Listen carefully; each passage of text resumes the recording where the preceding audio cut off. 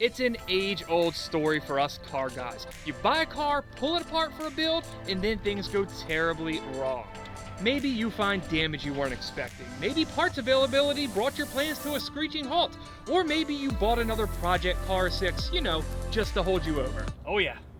Yeah, I'll take every purple car you have. Or, if you're like me, maybe you did all of the above. Well over a year ago, I took apart my newly purchased Corvette ZR1 to do what was supposed to be a very simple heads cam upgraded supercharger build. It turns out though, a damaged short block threw a major wrench into our plans. So we sent the engine off and here's where it's sat ever since, rotting into the parking lot. Yeah. Just now? It's here. Actively?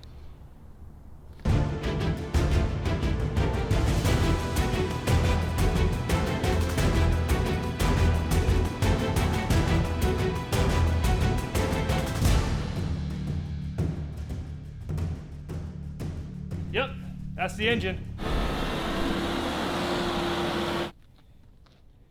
Yep, iPhone 8 quality.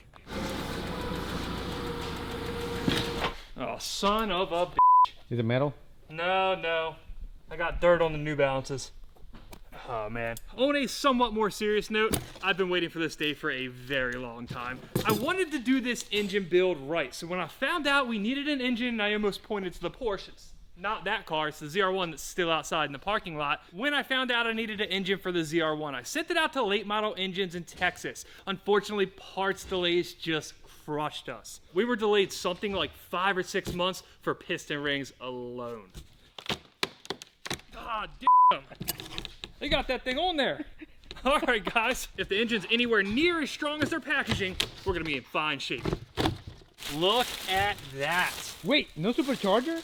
No supercharger yet. We've had a lot of time to accumulate parts. I'm pretty positive we have everything we need for this, including the supercharger. We're gonna go dig that out in just a second, but first we gotta get this out of here. What is in here? Because, oh, my old pistons. Sweet. Oh. Look at all my old parts here. Some of which I may still need, so we'll set this to the side for now.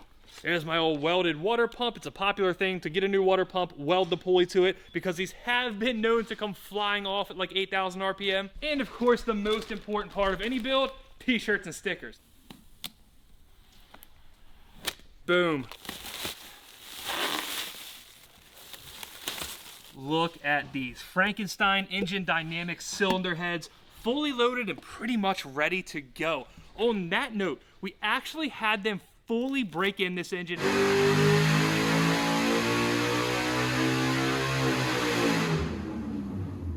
So in theory, we could just drop this engine in and put it on the dyno immediately. So I know you got like this nice brand new shiny motor and everything. I'm glad you noticed.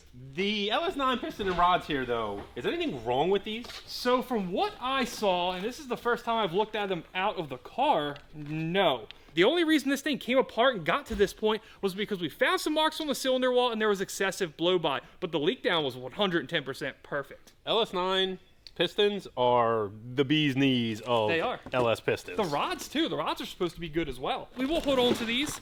So if anybody wants my, I guess, sloppy seconds here and wants some used LS9 pistons, give me a shout. Can't wait to hear the chop of this thing, you know. Oh, it should chop pretty good. Chop, chop, chop, chop, chop. There you go. Yeah, exactly. I didn't notice this hanging out under there. Engine specifications, customer, Lee parts. Yeah, I'll share it with you guys. Nothing to hide here. Very simple build. There's the specs. Check it out. Max power 686. It's possible that my engine, naturally aspirated on an engine dyno, just made more horsepower than his car is when it's finished. Here we go. Late model engine, serial number 267.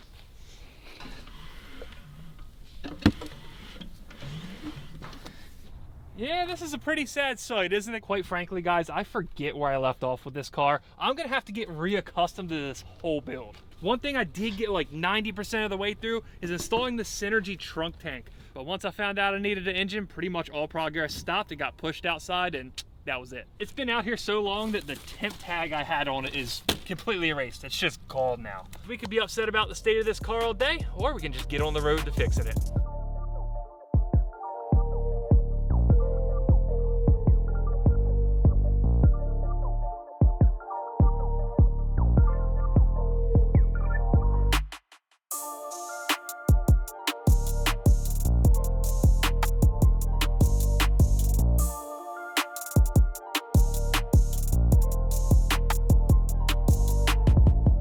And there we have it, back where she should be, and I do mean inside the shop, not necessarily tucked under a Porsche. But after looking this thing over for just a few seconds, it really doesn't look like it fared too bad while she was sitting outside.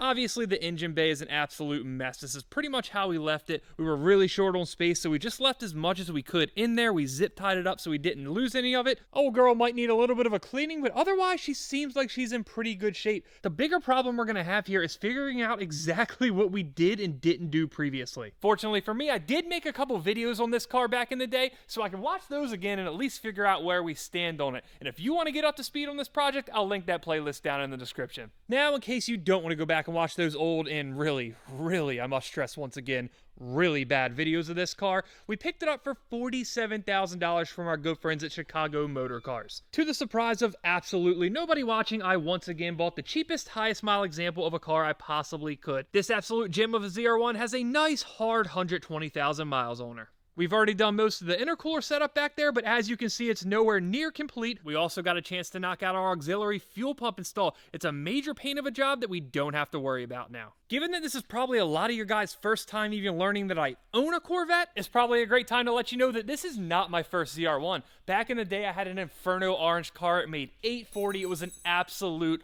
blast. This one, if everything goes well, could make almost 200 horsepower more. Believe me, we have the parts for it. In fact, I've had to stare at them every day for the past year. My office is pretty much doubled as a ZR1 parts storage unit. Really, it's boxes and parts everywhere. We have Synergy stuff, we have Edelbrock stuff, we have OEM stuff, Kong. Pretty much everything you can think of in the ZR1 world, it's sitting in this office. Over here collecting dust for the past year, also a nice set of Forge Line wheels with some big meaty tires on the back. If you didn't believe the car had 120,000 miles before, well, just take a look at this transmission. This thing has just been sitting in the shop for the past year. It hasn't got any dirtier, I suppose, but we also haven't taken the time to clean it. I suppose we're gonna have to do that before we stick it back in the car. But we can talk about this all we want. I've already waited a year for this. I don't wanna wait any longer. Let's go ahead and start clearing out that office and start assembling that engine. And you guys know we're starting with the big stuff first. This may be a slight exaggeration, but it's been borderline torture having to come in the office and see this thing sitting there waiting for me for the past year. From my understanding, this is a completely recast blower. It's not a modified stock unit. We are going to have to do a little bit of modification to the engine. Now, because we're running that big monster 2650 blower, we got to replace the valley cover bolts. You see how high these stock ones here sit? You have to replace them with the low profile ones.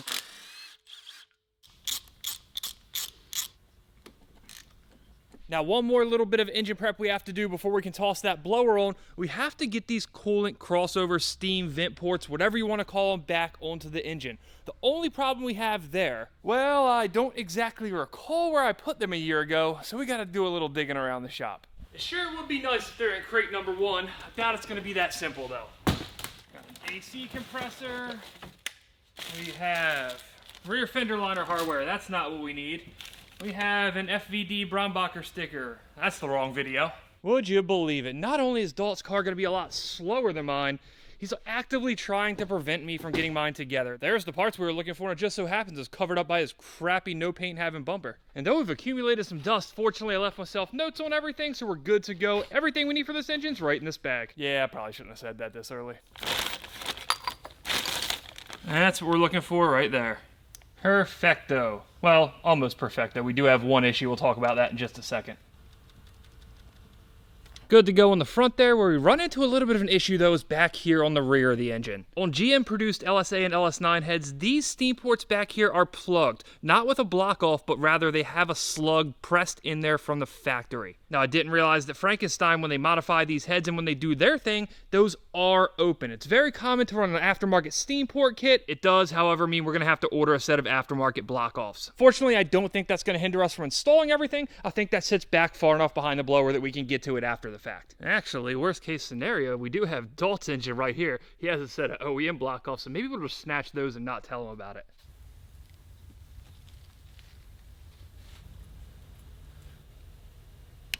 Now, without looking back at the engine, I would say that these grooves right here that look to be cut after the casting process are probably to help clear those bolts we changed out earlier, so they are not lying when they say it's a tight fit. The factory LS9 blowers have a one-piece gasket. These are individual O-rings, which is pretty cool. All right, so just watch it down onto the ports. I think that's pretty perfect. As suspected, back here with these steam ports, we have plenty of room to address that later, so we're going to forget about that for today. Up here at the front, what a tough looking setup. For those of you who might not be familiar with this 2650 blower, it's pretty much the best of the best as far as LS9 blowers go. All the fastest cars are running them, though people will argue it to death on the ZR1 pages.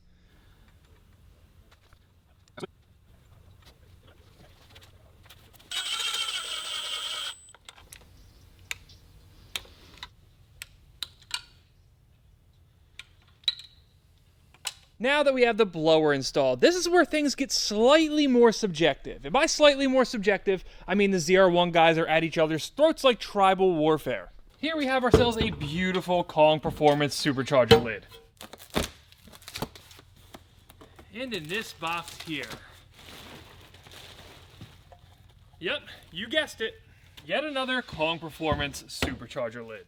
Now buckle up, because we're about to go down the rabbit hole of one of the biggest faults of the ZR1 platform, and that is cooling. When I first got into ZR1s, the only option was a stock intercooler lid with modified bricks. This particular Kong lid on the left here with about a year's worth of dust on it. This was one of the first to come to market, and obviously I bought it. I was super intrigued by the fact that this one switched to a massive single brick design. Given what you could sell a stock supercharger lid for, along with the fact that you wouldn't have to buy bricks, this lid was pretty much a wash. Not that many people had done extensive testing on it. Well, in the year since, a lot of people have ended up testing this thing, and based on those results, even Kong agreed that a new lid needed to be in the works. Partially because of that lid. Lids themselves have become a massively hot topic on the ZR1 pages, and people go crazy over it. But this is what we're left with, and this is what's ultimately going to get put on the car. This is the newest variant of the Kong lid. And on this one, we've switched back to the dual brick design. It turns out the dual bricks were probably the way to go all along, but unlike the stock ones, unlike the aftermarket stock lid replacements, these ones are absolutely massive. Not only that, but they have integrated gaskets there, which is a pretty cool design, and my personal favorite, of course, those nitrous ports on the side that are already plumbed. So if by some off chance Austin gets a bigger blower and he does end up being kind of close to the power of this car, we just put a 200 shot on him and change that real fast. Now, just like last time, this lid is fairly new. In fact, at the time I bought it, it's not even officially on the market. There's still a ton of testing to be done and a lot of data to be collected, but I am more than excited to be the guinea pig. Let's see. Alright, it looks pretty awesome too. That looks cool.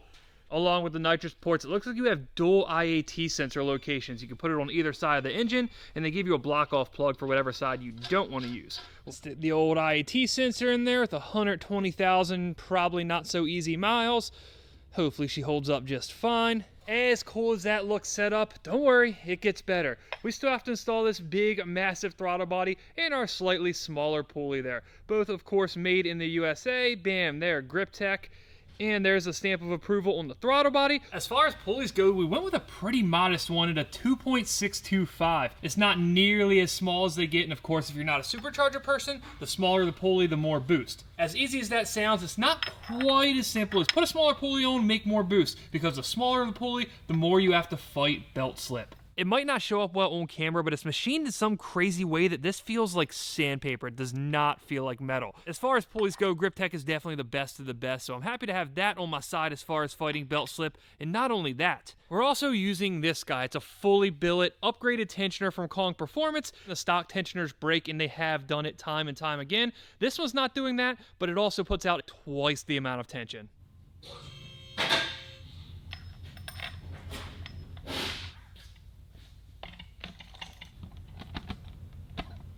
You think you're really funny. I just looked up to see that. All right, got it. The stuff that goes on in this place, unreal. One of my sponsors wanted me to put that up, along with the other stickers that are on my lift. So got it. It's sponsorship. Got it. You are going to need a sponsor to come anywhere close to the power of making this, so I guess that makes sense. Someone please help this guy out, please. We can't let him get embarrassed like this. It's just bad. It's a bad look for the channel. And on the topic of embarrassment, I am a little embarrassed to admit that I completely forgot to get these valve covers modified. One thing that these cars really benefit from is a good catch can setup. These little stock vents there, when you're making this kind of power, it just doesn't do it. Heading back into the slightly more cleared out parts den here, a while back we acquired this guy, a dedicated motorsports catch can. It's an awesome setup. I ran the same exact one in my last ZR1. The only issue we have here is they're all based on Dash 10 fittings. These guys over here, they don't have any Dash 10 fittings on them. Well, yet. Fortunately, it looks like a buddy of mine who has a shop not too far away has those fittings in hand and can weld them up today for us. We got them fixed up quick. Race car stuff. Quick. Big thanks to Fantasy Factory Performance for helping us out on that.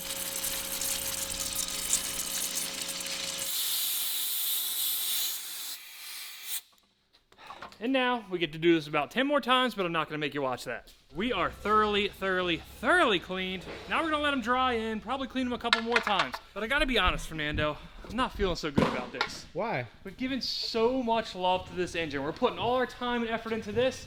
All we did is drag this thing inside. We haven't done anything else to it. I feel like we need to do something for the car. What do you think? Oof, I'm agree with that. I've been waiting a long time for this moment. I didn't want to put them on because I didn't want to let these sticky tires sit outside and rot. But now that the car's inside, I mean, why not, right, Fernando? Exactly. As much as I love these cup wheels, they're still a set of stock Corvette wheels. I am ready, and I do mean ready, for a nice, meaty set of forge lines.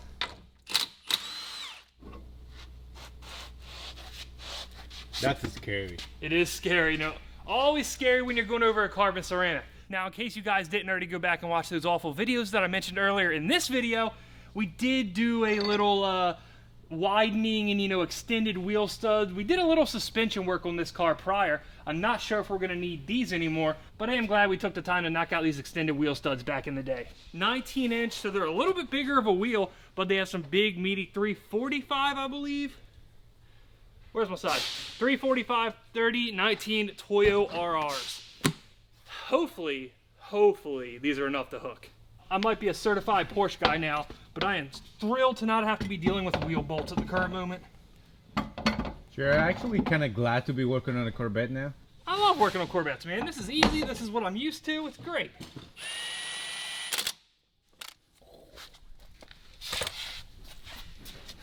Look at that. Changes the whole look of the car. Whole look. And if you're wondering why we don't have like a nice fancy pair of center caps on there, these are business wheels. We're not worried about center caps and, you know, fancy extended covered lug nuts. When these come out, we're just out there to do bad stuff. Now that we got this driver wheel off there, this is that auxiliary fuel pump I was talking about earlier. You can see down there where I had to tap the tank. Again, a very no fun thing to do.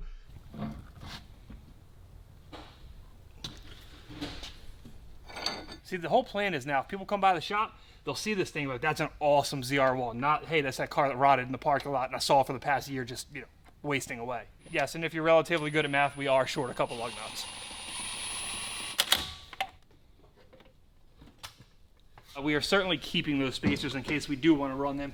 And by the looks of it now, I'd say we're probably gonna. But they don't have any tread. Nope. I thought they might have been Hoosiers at first. Hoosiers, bro. Hoosiers. As cool as that looks, and it does look cool, I guess it's about time to get back to this thing. I've honestly seen way too much on my face today. I mean, you like this thing, right? I love it. All right, you can go ahead and put it on. Oof. Like opening a new toy, you know? Christmas morning, baby. Check that out. That is one massive hole. Why you got two holes on this side? So I believe the two holes there are for the 112, which we're using, and that's like the 108 or the Nick Williams 102 throttle body. That's really smart. It is, right? Ah. Good idea. You're trying to convince me to buy a Corvette, I think. I am. All right. There we go. And we are just going to leave this hand tight on there for now because I'm not positive that that's not going to have to come off to put the engine in the car, but I just wanted to mount it up because look at that combo. If you look under the hood and see that, you pretty much know you're about to get gapped. We very obviously have the air portion of this build covered. We're going to get to the spark here in just a second, but that's not really that much fun. But now we got to deal with the fuel portion of this. Radium Engineering fuel rails. Never used them before, but they look pretty cool. We have the full plumbing. Nope, wrong box, sorry. Hey, while we're at it, Torque Solutions, engine mounts, trans mounts. Not what I was looking for in this case. Here's the right box. I don't know how I mistaked that, but the whole plumbing kit for the fuel rail, we'll deal with this a little bit later. But it's time to go ahead and throw this set of ID 1700s in there. These guys should flow all the fuel we're ever gonna need. We're gonna be running 85, so we had to go with a decently big injector. Injector Dynamics is the one company you can actually do that with, and they still drive like stock. This is what it's all about right here. These injectors are by no means cheap, but there's a good reason I use these on pretty much every build that I do. Installation instructions online. Yeah, we ain't gonna worry about that. Pretty sure we can figure this out, right, Fernando? Yeah. We got this. Oh, time to read the instructions. No. It's giving me a lot less trouble, I think. There we go. If I put the injectors into the actual blower first and then put the rail on top of it. You know where they probably told you that at? That's an awesome piece. My last build had a stock lid, stock rails. It's not going to make any more power because of it, but that is an awesome looking setup, especially with the billet lid as well. And now what's probably the coolest part about this entire kit. You can set this fuel rail up absolutely any way you want it. Is that necessary in an application like this where an LS9 is going back into a ZR1? Probably not. But if you're doing like a resto mod or anything custom, this is awesome. For now, I am just going to loosely set this up because I don't know how we're ultimately going to run this. We'll decide that once it gets back in the car. But I do want to stick it together and just have a rough idea how everything is going to lay out. The only thing that I'm not particularly fond of is this quick connect fitting that pushes into the stock stainless line. I feel like there's a better way to do this. Maybe we'll run a -6 or -8 all the way back. Air, check. Fuel, check.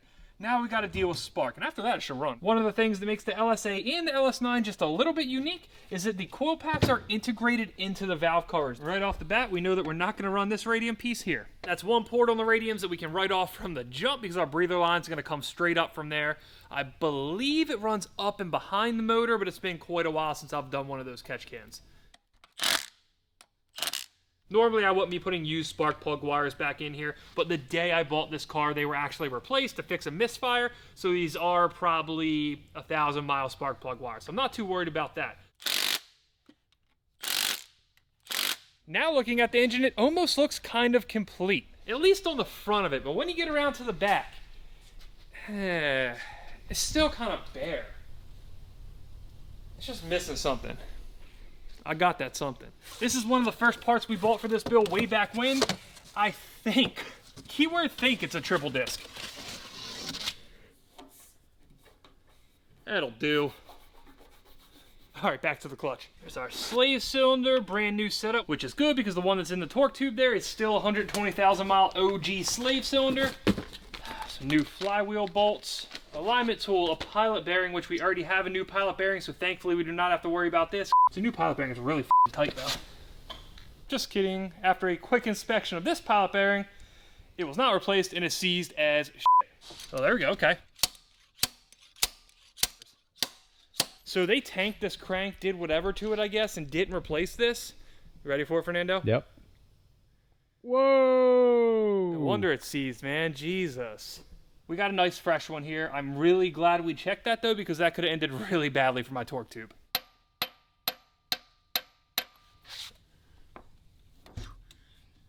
That's what we wanted all along. Perfect. Highly recommend this kit to anybody. It's dirt cheap, Harbor Freight, baby. I used to struggle with these things. I'd be jamming wet toilet paper, paper towels in there trying to force it out. It was a pain. I ended up using one of these one time, and obviously I have not looked back since. Now, I haven't actually driven a car with a monster clutch in it before, but I hear very, very good things about them. They're supposed to be awesome. They're supposed to drive like stock. There we go. There we go. Yeah. Doing some back. I think that was supposed to look cool. But now breathing a little heavy, so I don't know how cool that looked. It's actually pretty cool, because if you look at that there, it's an OEM GM pressure plate. And a lot of times these companies that put together aftermarket clutch kits with OEM parts, they end up working really well and driving super nice.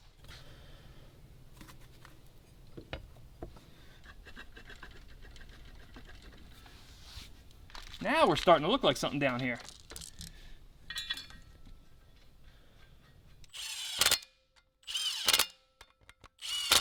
I don't think she's going anywhere. What do you think? No, she ain't going anywhere. Nah, that's a trick question, Fernando. She would go somewhere. We gotta torque it. I kind of miss it. Click, click. I know. I do miss the click. That's just such a satisfying feeling. Yeah. Click. We just ran out for a last-minute trip to the hardware store to get some red thread locker so we can finish installing this clutch. To promptly come back and find the red thread locker that I couldn't find at the shop. So it's like kind of nut, you know? Now comes the fun part. And in case my sarcasm isn't working well because it's late, this is not fun. It's not fun at all. Balancing a big clutch like this and trying to get it aligned and assembled properly, It's just not ideal. I don't like it. I think we're pretty much there. Everything's aligned properly, I know that, as far as all the spacers, the floater, the clutch disc. I mean, we are running thin on this, so, you know, we weren't totally wrong going to get more.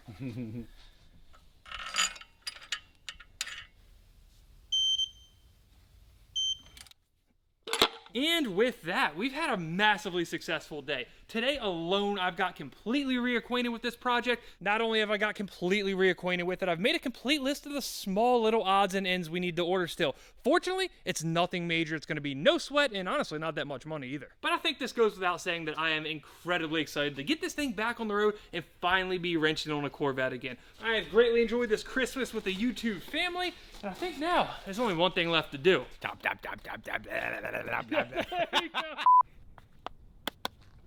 And that outfit looks pretty good. It's dope, right? And just a crazy coincidence, I happen to be wearing it today. Imagine that. I'm sorry, I gotta take this thing off. This is getting annoying. There we go.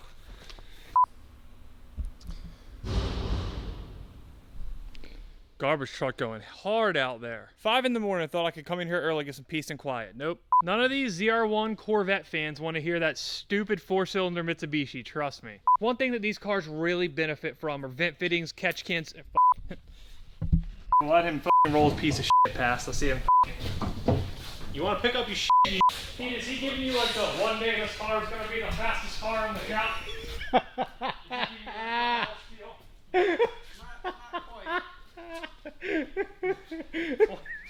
Don't encourage him, Fernando.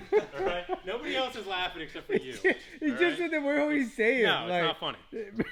One day we'll show him, Pete, I promise.